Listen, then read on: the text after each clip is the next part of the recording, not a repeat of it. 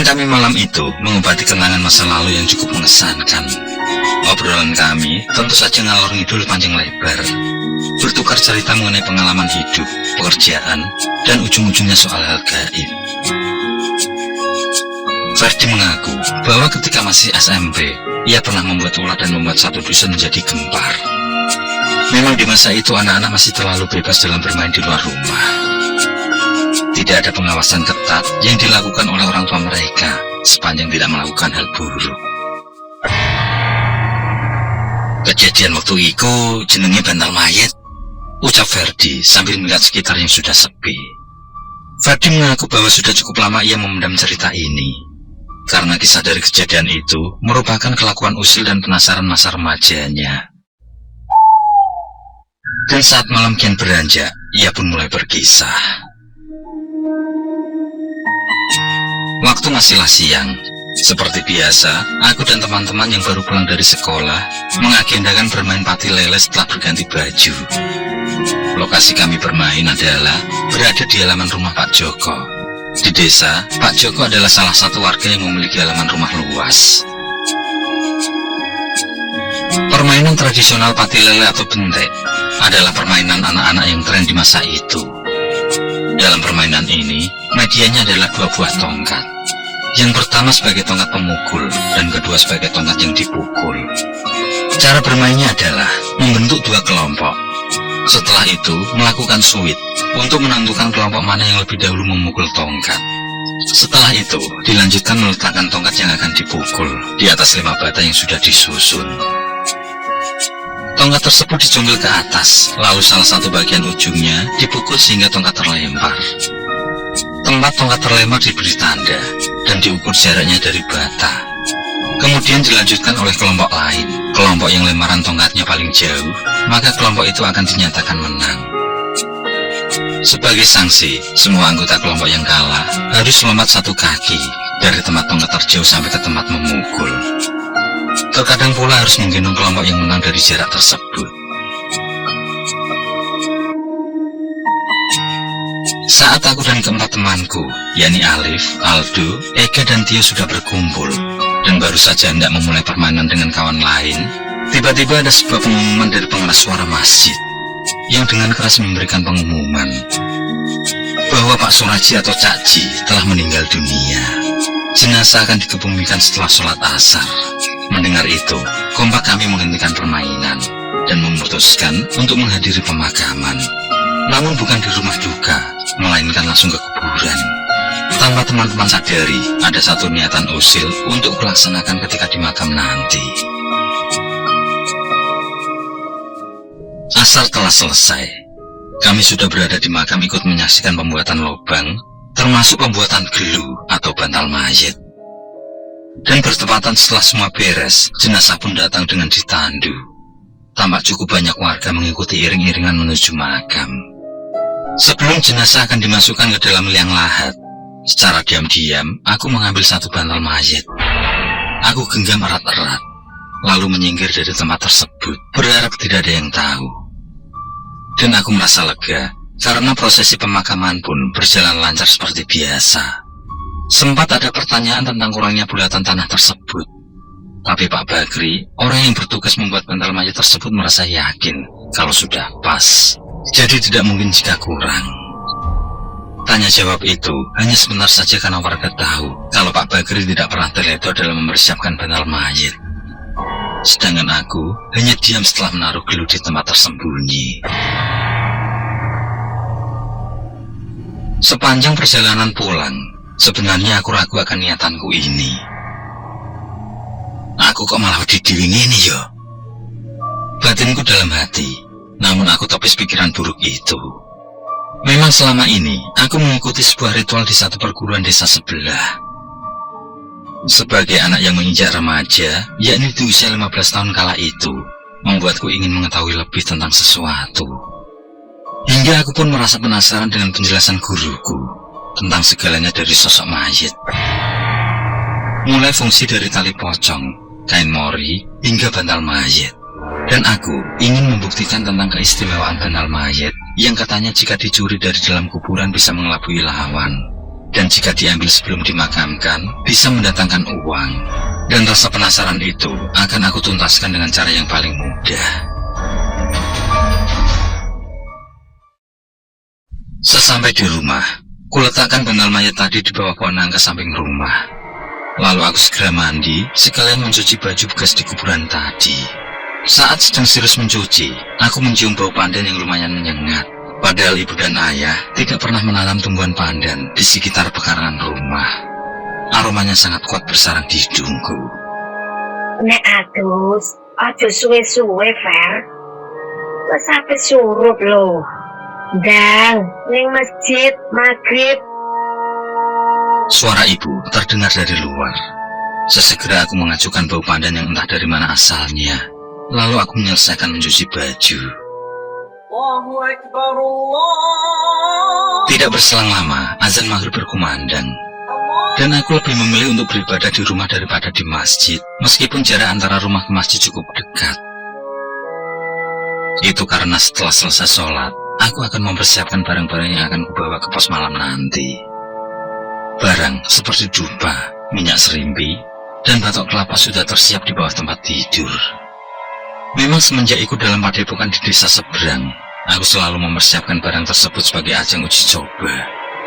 Yang mana, dalam proses pendewasaan diri nantinya aku baru sadar bahwa hal yang kulakukan saat itu benar-benar sudah menjadi perbuatan yang salah di mata agama dan norma. Setelah kurasa cukup, aku menuju dapur untuk makan malam. Di sini, aku kembali mencium aroma pandan yang kali ini lebih menyengat. Ku yakinkan diri dengan prasangka baik, kalau mungkin salah satu tetangga terdekat sedang memasak memakai bahan pandan, sehingga aromanya menyerot sampai ke rumahku. Aroma tersebut masih sangat kuat sampai usai makan malam. Setelah itu, ku lanjutkan dengan sholat isya. Kemudian sambil menunggu waktu, aku pun mempelajari beberapa mantra yang diajarkan oleh guruku. Dan ketika sudah mendekati jam 8 malam, aku pamitan pada ibu kalau malam ini pulang lebih larut, karena akan ikut bergadang di pos ronda. Ojo kebenyen lho, Fer. Lagi darono wong mati. Ucap ibu mewanti-wanti. Setelah itu, aku berjalan menuju pohon nangka mengambil bantal mayat tadi. Lagi-lagi, aroma pandan menguasai sekitar. Sejenak ku ciumi gumpalan bola dari tanah itu. Tidak berbau. Sebenarnya, ada perasaan sedikit merinding pada waktu itu. Namun karena ada misi yang harus kulakukan, maka aku tepis prasangka lain itu. Dan sekarang, saatnya menuju pos ronda. Malam itu nampak berbeda. Hawanya dingin mencekam. Sangat jarang sekali ada aktivitas orang di luar rumah, walaupun tahlilan caci sudah selesai. Memang, dusunku ini jarak rumah antar tetangga berbeda-beda. Ada yang dekat satu rumah dengan yang lain, ada pula yang berjauhan karena dipisahkan oleh perkebunan. Pos rondanya sendiri berada sedikit berdampingan dengan gapura dusun. Sebelum ikut meramaikan pos ronda, aku menuju angkruk tempat aku dan kawan-kawan berkumpul. Angkruk itu sendiri terletak di tepi desa, yang jaraknya lumayan jauh dengan pos ronda. Di belakangnya terdapat deretan pohon bambu yang rindang. Sedangkan di depannya adalah kebun warga yang biasanya digarap oleh almarhum Cak Ji. Memang, selain menjadi tukang becak, almarhum juga bekerja serabutan. Dan salah satunya adalah dengan menggarap kebun dan memperbaiki atap rumah warga yang bocor. Almarhum juga mempunyai kepribadian yang baik di mata masyarakat luas. Sayang sekali, kebaikan almarhum nantinya tercoreng oleh ulah usilku dan kawan-kawan. Begitu sampai di angkruk, terlihat Ega, Aldo, Alif, dan Tio sudah duduk bersila. Ku buka kresek yang aku bawa dari rumah, lalu ku keluarkan segala isinya. Dan Alif langsung menanyakan tentang apa yang hendak kulakukan. Dengan jujur, aku menjawab mengenai bantal mayit, yang mana dengan ritual yang akan kulakukan, nantinya mendapatkan keajaiban di luar logika, yakni uang yang berlimpah. Mereka semua tidak percaya dengan ucapanku, bahkan menuduhku berbuat tidak baik karena telah mengambil bantal mayat milik Cak Ji. Aku berkilah kalau hendak mencoba apa yang kupelajari beberapa bulan belakangan. Setelah terjadi sedikit perdebatan, akhirnya mereka akan ikut dengan ideku. Ritual pun dimulai. Aku menyalakan dupa. Semerbak wanginya benar-benar membuat bulu kuduk merinding. Lalu aku bakar batok kelapa yang sudah aku sirami minyak serimpi. Kemudian kubacakan mantra-mantra. Hening, angin seperti enggan untuk sekedar lewat berhembus, dan jangkrik pun seperti tidak berani bersuara. Ketika api dari batok tiba-tiba membesar, saat itulah aku lempar bantal mayat ke tengahnya. Percaya atau tidak, setelah api membakar gumpalan tanah liat tersebut, aromanya berubah menjadi bau pandan yang sangat menyengat. Kami berlima menyaksikan di mana kobaran api tiba-tiba langsung mati dan hanya menyisakan asap yang masih berbau pandan. Aku berucap kalau ritual sudah selesai, tinggal menunggu uang yang entah dari mana datangnya. Untuk mencairkan suasana, kami bermain kartu remi sambil memakan kacang dan gorengan yang dibawakan oleh Theo dan Aldo. Saat sedang asik bermain, tiba-tiba angin berhembus cukup kencang. Hembusan itu membuat pohon bambu yang ada di belakang pos menimbulkan suara dejitan yang lumayan membuat merinding. Disusul kemudian munculnya suara burung hantu saling bersautan. Wes sampe teko iki, batinku. Aldo, Ega, Theo, dan Alif hanya terdiam sambil sesekali ku dengar mereka berdoa. Aku menyuruh mereka agar tetap tenang. Dan punyanya adalah ketika seperti ada benda besar yang jatuh menimpa atap angkruk. Dengan cekatan, kami berhambur menengok ke atas suara berasal. Tapi tidak tampak ada sesuatu. Di sekitar juga tidak ada apa-apa. Kami yang masih terkejut hanya saling berpandangan satu dengan yang lain. Entah barang sebesar apa yang jatuh, sehingga menimbulkan suara sedemikian kerasnya. Supaya tidak terlalu tegang, akhirnya aku mengajak mereka main remi lagi. Sebenarnya mereka sudah ingin pulang dan tidak mampir ke pos ronda, karena jam sudah menunjukkan pukul 11:30. Namun aku melarang. Aku beralasan bahwa sebentar lagi tujuanku akan berhasil, yakni akan mendapat uang yang berlimpah. Apa yang baru saja terjadi adalah proses ritual yang aku jalani tadi. Mereka sebenarnya mulai tidak percaya, namun karena sudah terlanjur ikut, mereka sepertinya terpaksa menunggu hasil yang akan dijanjikan. Dan tanpa kami sadari, ritual yang kulakukan tadi bukan untuk mendatangkan uang, akan tetapi untuk mendatangkan arwah. Kami pun melanjutkan bermain remi. Sesaat kemudian terlihat suasana sudah mulai cair. Ketika salah satu dari kami kalah, maka lehernya harus diganjal dengan sebuah korek api sebagai hukumannya. Dan itu cukup membuat kami kembali tertawa lepas. Sampai ketika sedang asik-asiknya, salah satu kartu Theo jatuh lewat sela-sela lantai anggur yang terbuat dari belahan bambu. Ia pun turun untuk mencari kartu kemenangannya tersebut. Saat ia menyalakan senter hendak mencari kartu, ia melihat seperti ada kain putih yang membentuk seperti raga manusia. Berusaha meyakinkan penglihatannya, ia menyandari kain itu dari kiri ke kanan. Saat menyorot ke kanan, Theo berhasil melihat wajah dari pemilik kain tersebut, yang tidak lain adalah wajah Cakji. Sosok itu menyerinya mengerikan. Dari tatapannya yang merah menyala, mengeluarkan air mata yang berwarna keruh. Balik no bantaku le, balik no bantaku le, balik no bantaku.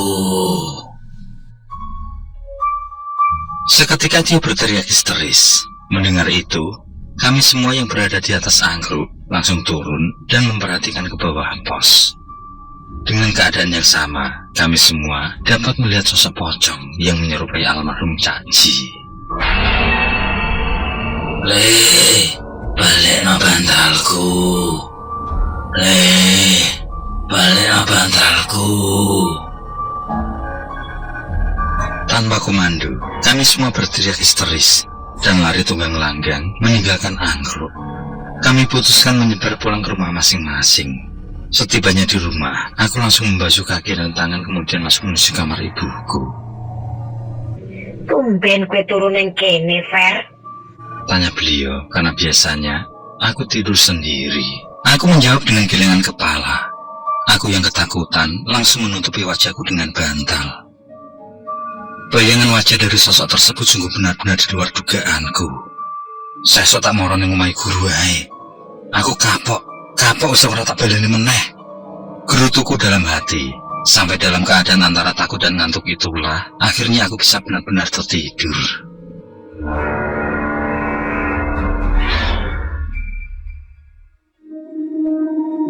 Esok paginya aku bangun dalam keadaan badan sakit semua. Mungkin ini efek dari ritual tadi malam, begitulah pikirku. Karena saat itu libur semester, jadi aku berniat pergi ke rumah teman-temanku. Setelah sarapan, aku pergi ke rumah Ega. Namun ketika sampai sana, rumahnya masih tutup. Aku belok ke rumah Aldo, ternyata ia sedang mengantar ibunya ke pasar. Lalu aku bertemu dengan Alif. Ia berkata, setelah melihat pocong yang mirip Cak Ji itu, ia tidak bisa tidur semalaman. Bahkan saking takutnya, ia pindah tidur di kamar kakaknya. Aku sendiri sok berani, biar kelihatan lebih jago dari mereka. Padahal hasilnya juga sama saja. Kami pun menuju rumah Tio. Sesampai di sana, ibunya bercerita bahwa Tio sedang demam tinggi. Lalu mengigo memanggil nama Cak Ji dan berteriak-teriak kalau ada pocong. Sabenere, kowe wingi iki ngopo ning kuburane Cak Ji? Tanya ibu Tio penasaran. Aku dan Alif saling pandang agar tidak terkena omelan ibunya Tio. Aku pun menjawab bahwa kemarin hanya ikuti pemakaman saja. Tapi semalam saat di pos ronda, Tio melihat sosok pocong yang wajahnya mirip almarhum Cak Ji.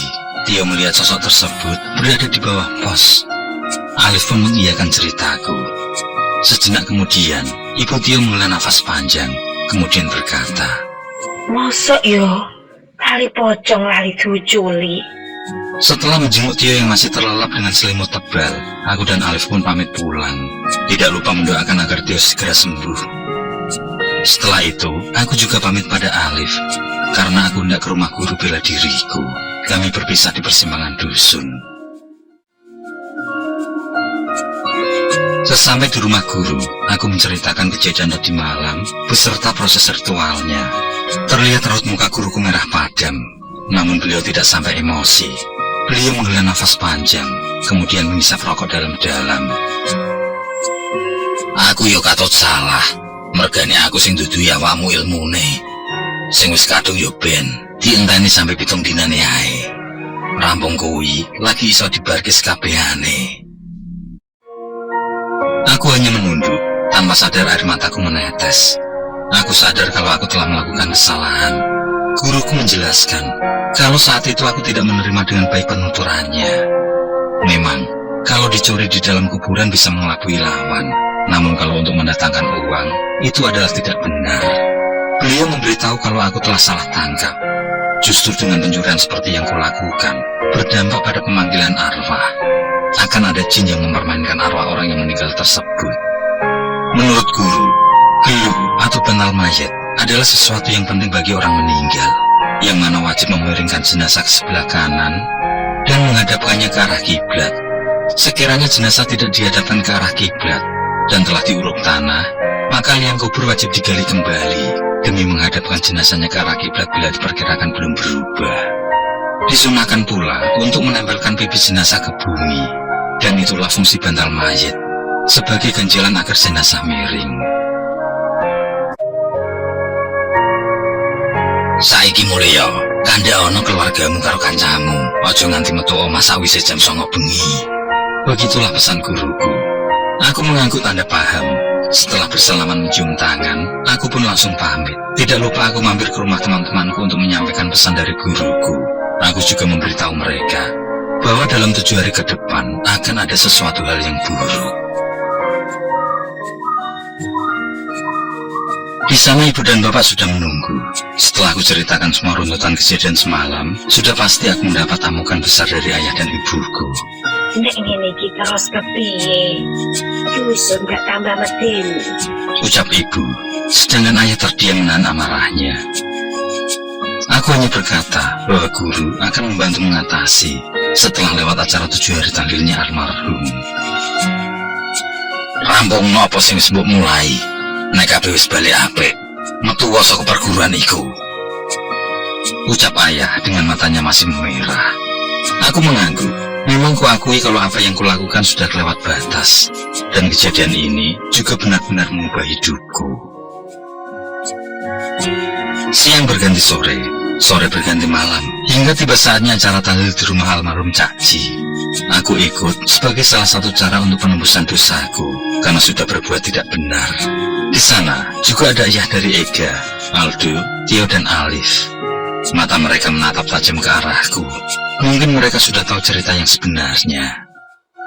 Sepanjang tahlil aku banyak menunduk, karena terus-menerus dilihat oleh ayah dari teman-temanku itu.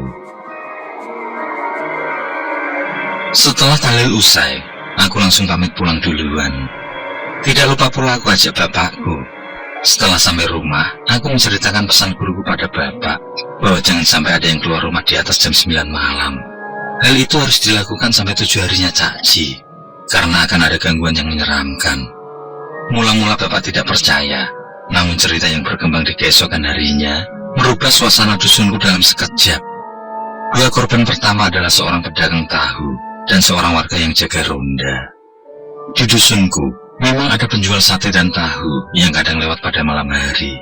Jamnya pun tidak menentu, kadang jam 8, 9, bahkan pernah sampai jam 11 malam. Waktu itu sudah jam 10 malam, penjual tahu mendorong gerobaknya sampai memukulkan sendok ke wadah kerupuk yang terbuat dari seng. Saat melewati pertigaan ujung dusun, ia diberhentikan oleh seorang lelaki parubaya yang duduk sendirian di sisi jalan. Kemudian orang tersebut pesan 2 porsi.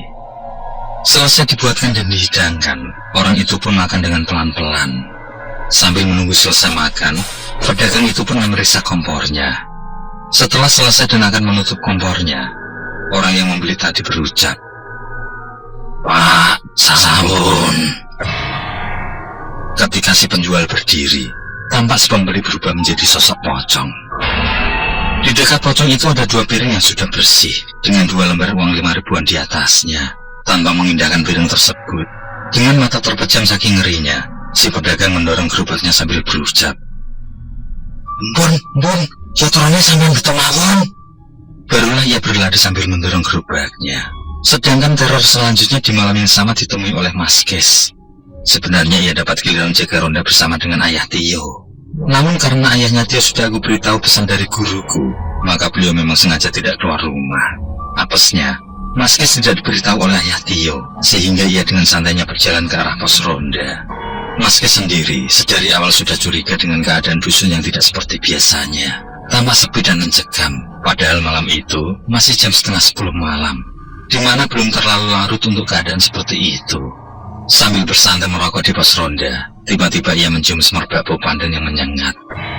Memang, di kebun depan pos terdapat tanaman pandan. Namun tentu baunya tidak sampai menyengat seperti saat itu. Mas Kes pun mulai merasa aneh. Ditambah lagi ayahnya Tio tidak kunjung datang. Dalam kegelisahannya, ia dikejutkan dengan suara benda jatuh dari atas pos ronda. Segera, Mas Kes bangkit, lalu melihat dan mencari barang sebesar apakah yang jatuh itu. Sampai ketika ia memeriksa di bawah pos, ia melihat sosok yang sama persis dengan yang Tio lihat kemarin malam, yaitu sosok pocong Cak Ji, dengan seringnya senyumnya dan air mata yang keruh. "Kes, bantal pundi, Kes? Kes," ucap sosok tersebut. Mas Kes pun seketika pingsan. Saat tersadar, hari sudah pagi dan ia berada di rumah Pak Joko, orang yang rumahnya dekat dengan pos ronda. Setelah Mas Kes bercerita pada Pak Joko dan juga istrinya, maka gemparlah dusun. Berita mengenai sosok pocong yang mirip almarhum Cak Ji menyebar di mana-mana, bahkan sampai ke dusun sebelah. Yang lebih apes lagi adalah, sosok tersebut sudah mulai mengetuk-ngetuk pintu rumah warga. Orang yang pertama kali membuka ketukan pintu ialah Busung, di mana pada malam itu suaminya kerja shift malam di pabrik dan biasanya pulang setelah azan subuh.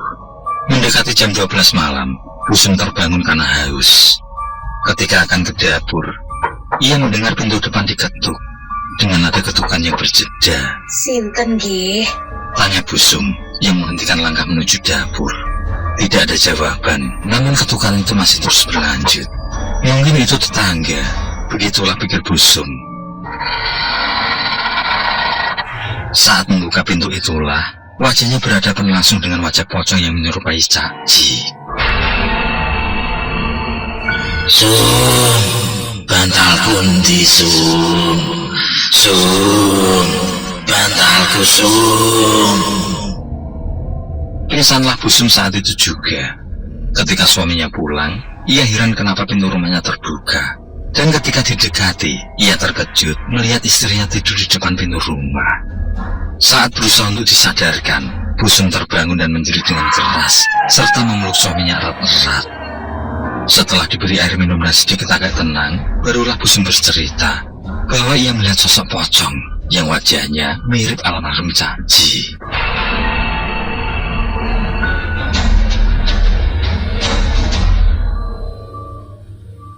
Sontak, setelah beberapa kejadian penampakan tersebut, Bu Sum menjadi sangat hening dan mencekam. Terutama setiap kali usai diadakan tahlil di rumah almarhum Cak Ji. Bahkan beberapa rumah juga mendapat teror ketukan yang diyakini diketuk oleh sosok pocong tersebut. Hingga akhirnya, warga yang pernah melihat sosok pocong itu menafsirkan bahwa ada bandal jenazah Cak Ji yang kurang. Hal itu didasari setiap kali sosok pocong muncul, selalu mengucapkan hal yang sama, yakni menanyakan di mana bantalnya. Warga pun mencari tahu dari mulut ke mulut mengenai siapa saja yang pertama kali melihat sosok ini. Dan sudah bisa diduga bahwa kami berlimalah yang menjadi kunci akan kehadiran sosok itu. Dan atas petunjuk dari 4 temanku, akhirnya Pak Kadus datang ke rumah. Beliau menanyaiku tentang rangkaian kejadian teror pocong belakangan ini. Dan aku pun memohon maaf yang sebesar-besarnya karena telah melakukan satu keusilan. Pak Kadus terlihat menyimpan rasa kecewanya. Sedangkan bapak yang berada di sampingku hanya diam saja. Terus piye solusine? Wong-wong wis tuwa di kabeh gara-gara ulahmu. Tanya Pak Kadus mulai memaklumi tingkah kekanakanku. Aku pun memberitahu kalau harus menunggu sampai 7 harinya almarhum Cak Ji, barulah nanti aku dan guru bela diriku yang akan menyelesaikan masalah tersebut. Hari berlalu, teror pocong yang menyerupai sosok Cak Ji pun kian meresahkan. Isu terbaru saat itu mengatakan bahwa sosok tersebut pulang ke rumah almarhum dan menampakkan wujudnya di depan istri serta anaknya sambil menangis, serta meminta bantalnya dikembalikan. Aku sendiri tidak berani ikut tahlilan semenjak Pak Kadus memarahiku. Namun aku tetap mendoakan dan minta maaf kepada almarhum meski dari rumah. Seperti malam-malam kemarin, malam itu setelah tahlilan, suasana dusun menjadi sangat sepi. Aku sendiri sedang berada di kamar dan entah kenapa belum juga merasa mengantuk. Memang, aku sudah kembali tidur sendiri di kamar, meski ada rasa takut. Namun aku tidak mau mengganggu ibu yang selalu bangun pagi untuk ke pasar. Selama ini, ibuku punya kios kecil di pasar tradisional. Di sana, ia menjual bermacam bumbu dapur. Aku masih saja mencoba untuk tidur, namun mata masih enggan untuk terpejam. Padahal tadi sore, aku bermain sepak bola di lapangan bersama teman-teman yang lain. Harusnya dengan keadaan capek, aku mudah untuk terlelap. Tapi tidak dengan malam itu. Sampai ketika jam dinding menunjukkan pukul 12:30 dini hari. Kurasakan suasana menjadi sangat hening.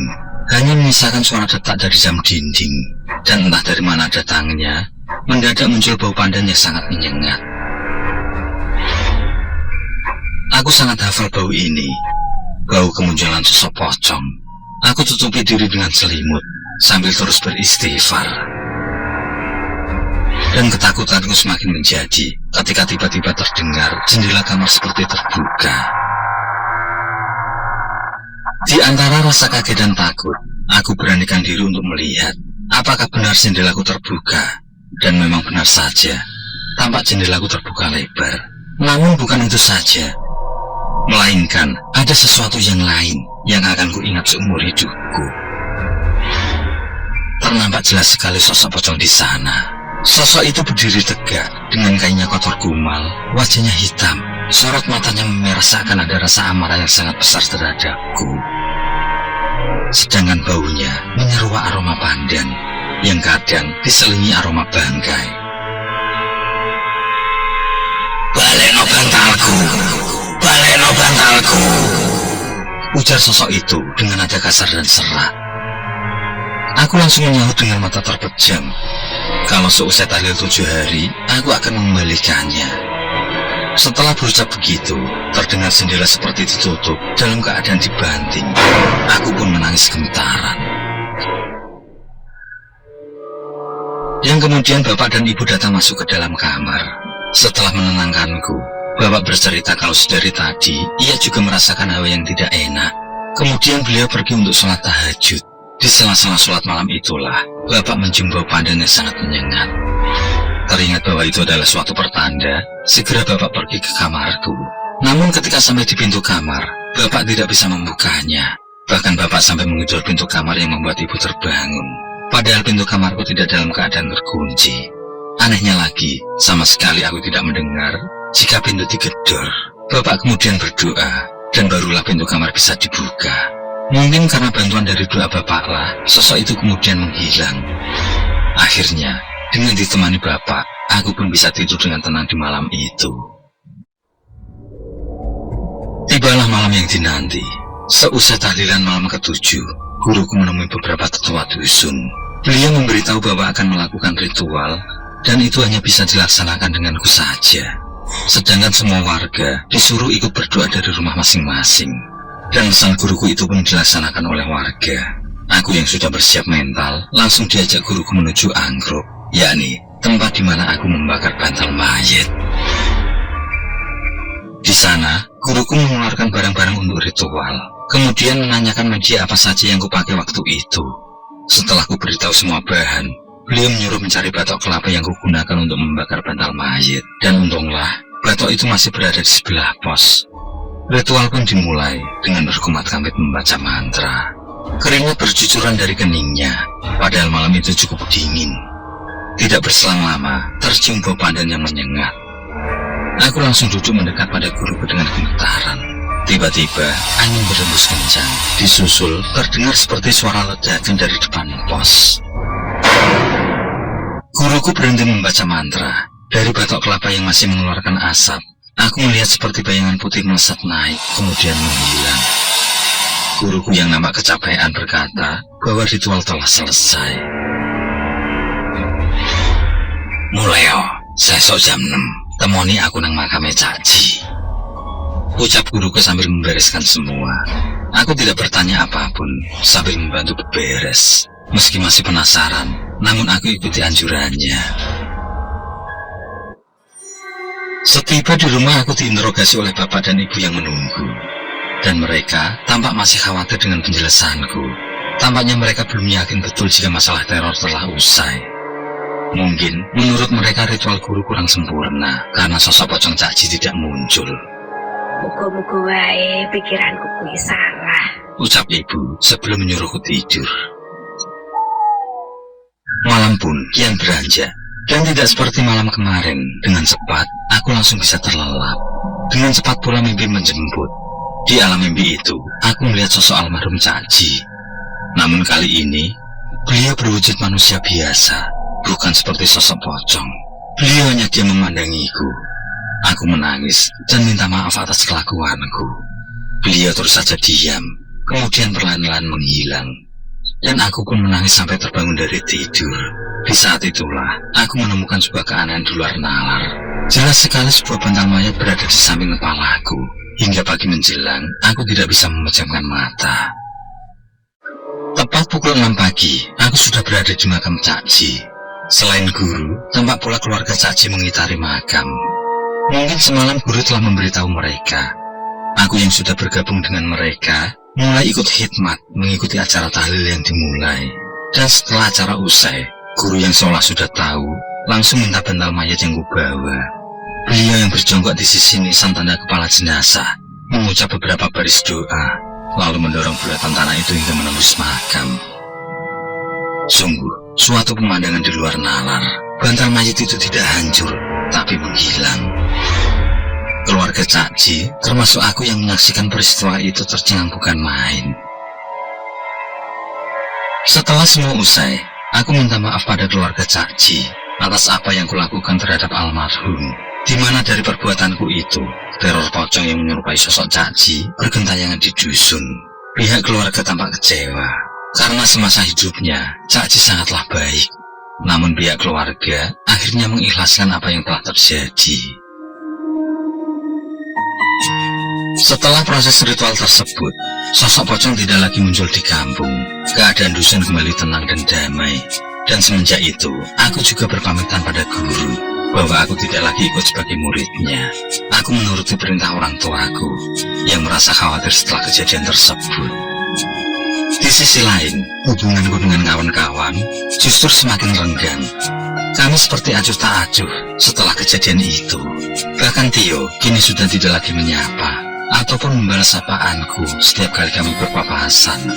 Mungkin orang tua mereka ikut campur ketika tahu sifat bandulku. Bahkan setelah pergi bekerja merantau keluar pulau, dalam lamunanku terkadang merindukan sosok kawan-kawanku. Hingga akhirnya, aku kembali ke dusun. Hanya Alif yang sesekali mampir untuk membeli daganganku. Dan alhamdulillah, berkat Alif, aku bisa sedikit mengobati rasa rindu pada mereka semua. Ferdi menutup ceritanya seperti seorang yang butuh teman. Aku berpikir kalau kawan-kawannya itu sampai hari ini belum bisa memaafkannya. Sebuah kisah bantal mayit yang terlahir dari rasa penasaran telah membuat tali silaturahmi renggang. Memang terkadang rasa penasaran manusia melebihi batas kemampuan dari manusia itu sendiri. Sehingga dari rasa penasaran itu timbul berbagai macam hal yang tidak terduga, yang beberapa di antaranya bisa mengubah kehidupan seseorang.